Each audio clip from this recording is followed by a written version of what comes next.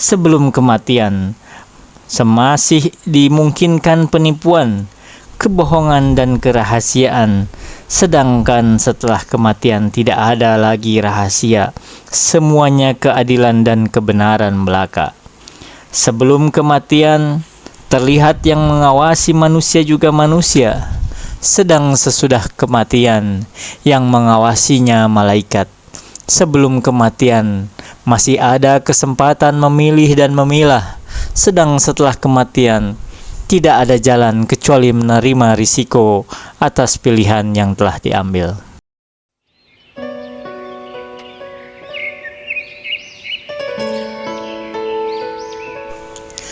Halo Sobat Book Reading 12 yang berbahagia.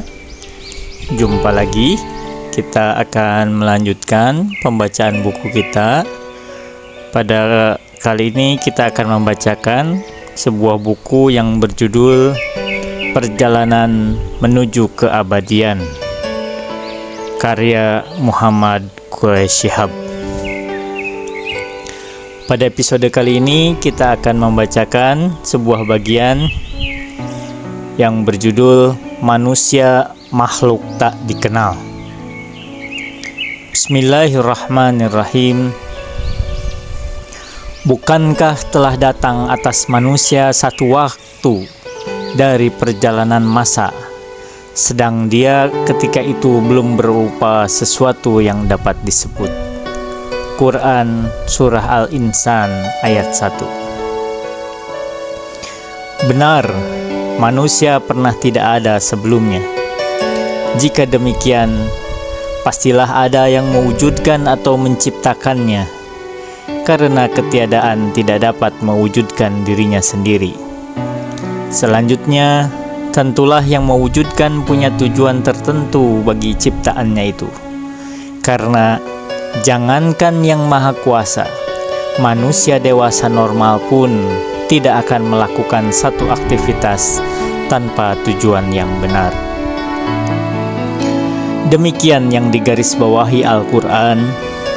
Kami tidak menciptakan langit dan bumi dan segala yang ada di antara keduanya dengan bermain-main.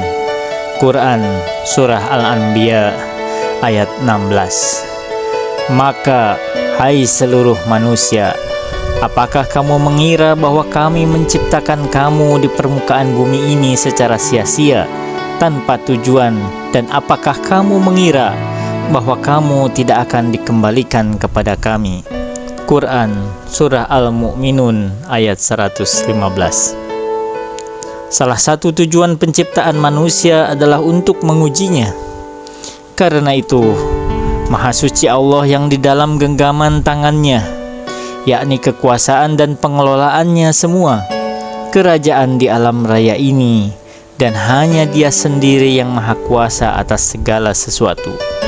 Dia yang menciptakan, yakni mewujudkan atau menetapkan adanya kematian dan kehidupan untuk menguji kamu, yakni memperlakukan kamu perlakuan seseorang yang menguji untuk mengetahui dalam kenyataan hidup kamu, siapakah di antara kamu yang terbaik amalnya.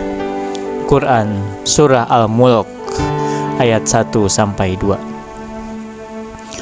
Untuk maksud ujian dan kesempurnaan evolusinya itulah Allah menganugerahi manusia banyak potensi dan memberinya tuntunan hidup. Dia menciptakan manusia secara bertahap dan menganugerahinya aneka potensi yang juga bertahap sesuai pertumbuhan dan perkembangan evolusinya. Memang, manusia mengalami tahapan dalam perjalanan wujudnya. Di dalam perut ibu, dia hidup bertahap. Setelah pertemuan sel kelamin bapa, sperma, dan kelamin ibu ovum, ia berproses, berpindah dari satu keadaan ke keadaan lain, hingga akhirnya menjadi janin sempurna dan lahir di pentas bumi. Ketika berada dalam rahim, sang janin tidak berperan sedikit pun dalam pertumbuhan dan perkembangannya. Justru ibu bapaknya yang mempunyai peran cukup berarti dalam penyempurnaan fisik dan psikisnya. Para ilmuwan mengakui bahwa keturunan dan pendidikan merupakan dua faktor yang sangat dominan dalam pembentukan fisik dan kepribadian anak. Karena itu, populer ungkapan yang menurut sebagian ulama sebagai hadis Nabi, "Pilih-pilihlah tempat kamu mempertemukan benihmu, karena sesungguhnya gen menurun kepada anak." Bahkan jauh lagi, gejolak-gejolak kejiwaan bapak atau ibu pada saat berhubungan seks dapat mempengaruhi jiwa janin. Karena itu, agama menganjurkan agar ibu dan bapak menciptakan suasana tenang, bahagia, serta diliputi jiwa keagamaan pada saat berhubungan dengan cara antara lain membaca doa-doa tertentu. Di pentas bumi, manusia pun mengalami tahapan sesuai usia yang ditakdirkan Allah untuknya. Bayi, kanak-kanak, remaja, dewasa, tua, pikun, dan akhirnya pasti mati. Pada tahap-tahap awal hidupnya di dunia, dia masih bebas dari tanggung jawab, sebagaimana saat di dalam rahim. Tetapi saat dewasa, tanggung jawab mulai diembannya. Setelah kematiannya di pentas bumi ini, manusia memulai lagi tahap baru hingga akhirnya mencapai kekekalan. Ini bermula di kubur atau alam barzakh, berlanjut dengan kebangkitan, lalu hisab dan pertanggungjawaban, serta surga atau neraka. Maut adalah pemisah kehidupan duniawi dan ukhrawi yang sangat berbeda keadaannya. Menanam benih tempatnya di dunia sebelum kematian dan menuainya sesudah kematian. Sebelum kematian, semasih dimungkinkan penipuan, kebohongan, dan kerahasiaan. Sedangkan setelah kematian tidak ada lagi rahasia, semuanya keadilan dan kebenaran belaka. Sebelum kematian, terlihat yang mengawasi manusia juga manusia. Sedang sesudah kematian, yang mengawasinya malaikat. Sebelum kematian, masih ada kesempatan memilih dan memilah. Sedang setelah kematian, tidak ada jalan kecuali menerima risiko atas pilihan yang telah diambil. Sebelum kematian, hidup dinamai Allah al-hayat ad-dunya, yakni hidup yang rendah nilainya. Sedang setelah kematian, hidup dinamainya al-hayawan, yakni hidup yang amat sempurna.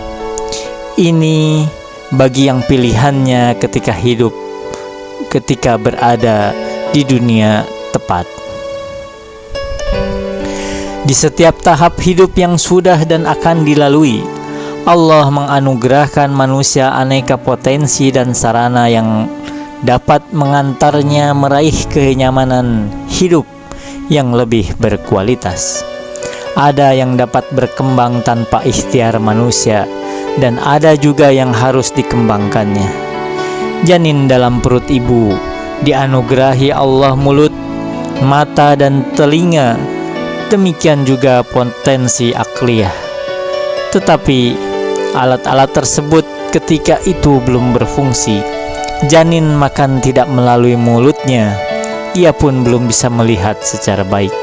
Yang paling belakangan dapat digunakan adalah akalnya. Karena itu, tanggung jawab atau taklif baru bermula ketika sekian tahun keberadaannya di pentas bumi ini balik. Selanjutnya, dalam kehidupan dunia ini, walau telah mencapai kesempurnaan usia, pandangan mata pun masih terbatas. Masih ada tabir yang menutupi matanya. Nanti saat menjelang masa meninggalkan dunia dan dalam kehidupan dunia, tabir itu diangkat Allah sehingga ia mampu melihat hal-hal yang dalam hidupnya, yang dalam kehidupan dunianya tidak dapat terlihat. Kini kami menyingkap tabir yang menutup matamu, maka pandanganmu saat ini amat tajam.